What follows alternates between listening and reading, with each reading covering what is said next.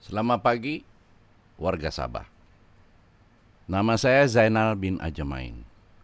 Saya seorang aktivis bertujuan untuk memperjuangkan hak-hak Sabah seperti yang terkandung di dalam Perjanjian Malaysia 63 dan juga laporan jawatan kuasa antara kerajaan atau IGC. Ini segmen kedua atau part kedua pembohongan 20 perkara, di mana kita membincangkan apa itu batu sumpah di Keningau. Ini dia batu sumpah di Keningau kalau kita yang didirikan oleh G.S. Sundang pada tahun 1964. Ia melambangkan, kalau kita lihat dengan lebih dalam, ia melambangkan cengkaman tangan kiri, ya. Dan ini adalah universal symbol di mana ia bersifat defiance. Ini tanda tidak puas hati. Jadi persoalannya, kenapa G.S. Sundang tidak puas hati sehingga beliau mendirikan batu sumpah di Keningau? Nah, kalau kita lihat, beliau sebenarnya tidak setuju dengan 20 perkara. Beliau tidak mau minimum rights. Beliau mau full state rights. Jika tidak diberikan full state rights, beliau akan membawa perkara ini ke bangsa-bangsa bersatu. Nah, inilah minit mesyuarat Dewan Undangan Sabah pada 12 hari bulan September 1962. Ini surat yang kita ambil, atau ini minit mesyuarat yang kita ambil daripada Kew Archive daripada London. Nah, di dalam sini sekiranya kita melihat yang perinciannya lagi, lebih-lebih lagi perenggan 3 ini, kita dapati bahawa apa yang diperkatakan di sini. Dia katakan several members of the United Party yang sekarang tidak wujud lagi, spoke of the 20 points in all party memorandum cadangan handed to Lord Lansdowne during his recent visit as minimum safeguard from which no concession could be made. As minimum safeguard. Berarti perlindungan yang inilah perlindungan yang asas yang tidak boleh diubah, dia katakanlah. Now, di dalam perenggan 5, G.S. Sundang membuat ucapan beliau di dewan tersebut. Dan Mr. Sundang of Pasok Mamagon started his speech by saying few oppose the concept of Malaysia. G.S. Sundang memulakan ucapan beliau dengan mengatakan bahawa tidak ramai ahli dewan yang membantah terhadap pembentukan Malaysia. Dan beliau went on to say that the status of Penang or Melaka would not be acceptable. Beliau menyarankan bahawa kedudukan Penang dan Melaka adalah tidak boleh diterima. Conditions here were different from Malaya. Keadaan di sini berbeza daripada apa yang terdapat di Malaya. Malaysia was only acceptable as an association of self-governing state. Now, di sini beliau menyarankan bahawa konsep Malaysia berarti beliau tidak menolak terus. Apa yang beliau buat adalah Malaysia hanya boleh diterima sekiranya ia rakan gandingan Association of Self-Governing States, rakan gandingan. His people would not accept loss of self-government and nationhood.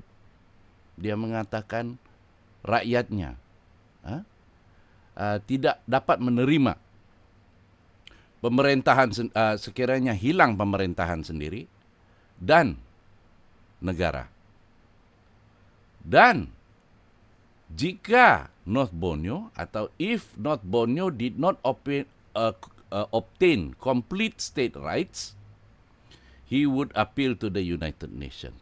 Dan beliau mengatakan sekiranya North Borneo tidak dapat mendapatkan full state rights atau hak penuh negeri, beliau akan membuat rayuan ke bangsa-bangsa bersatu.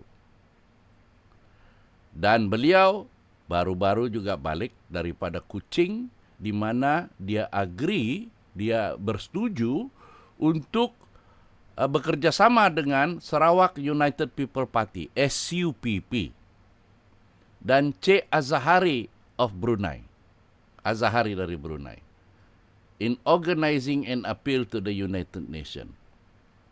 Mereka akan membuat rayuan kepada bangsa-bangsa bersatu. Now, di sini yang kedua ini, dia bersetuju namanya dibatalkan dari senarai nama yang akan mewakili North Borneo di dalam jawatan kuasa antara kerajaan atau IGC. Ucapan beliau angered, berarti jadi marah, memarahkan Datuk Mustafa dan Mr. Steven. And I suspect, yang menulis minit ini mengatakan he suspect Chinese leaders of the United Party are embarrassed, malu by the appeal dengan rayuan GS Sundang di dalam dewan tersebut. Nah, his speech, berarti ucapan dia, membuat Mustafa dan Steven marah kepada Sundang. Donald Steven dan Datuk Mustafa dan pemimpin Tionghoa di Majlis Negeri tidak senang dengan ucapan Sundang. Mereka gugurkan nama beliau daripada senarai wakil North Borneo ke jawatan kuasa antara kerajaan atau IGC. GS Sundang, a gentleman, bersetuju nama beliau digugurkan. Now, ini penjelasan kenapa GS Sundang tidak berpuas hati dengan pembentukan Malaysia. Namun, beliau tidak sempat ke bangsa-bangsa bersatu disebabkan pemberontakan Brunei tercetus pada 8 hari bulan 12, 1962. Oleh kerana itu, beliau mendirikan batu sumpah sebagai satu amanat kepada rakyat di interior. Apa di dalam batu sumpah itu? Senang saja. Dia mengatakan, rakyat interior bersumpah taat setia sekiranya 1, agama, 2, tanah, 3, adat tidak diganggu, maka rakyat interior akan taat setia kepada Malaysia. Itu kandungan batu sumpah yang kita nampak. Ramai orang tidak nampak amanat GS Sundang yang tersirat. Apa dia? Persoalannya apa akan berlaku jika 3 syarat ini diganggu? Masih perlukah rakyat interior tetap taat setia? Itu persoalannya. Sekarang saya ingin membuat satu soalan. communal title yang dibuat oleh Ketua Menteri Musa Aman bukankah mengganggu syarat 2 tanah?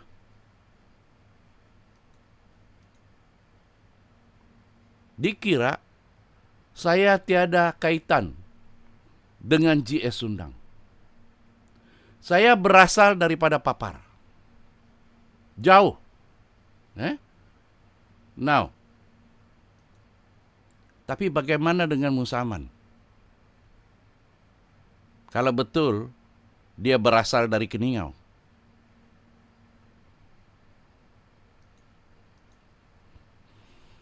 Sekiranya penonton suka dengan apa yang kita buat, sila klik like.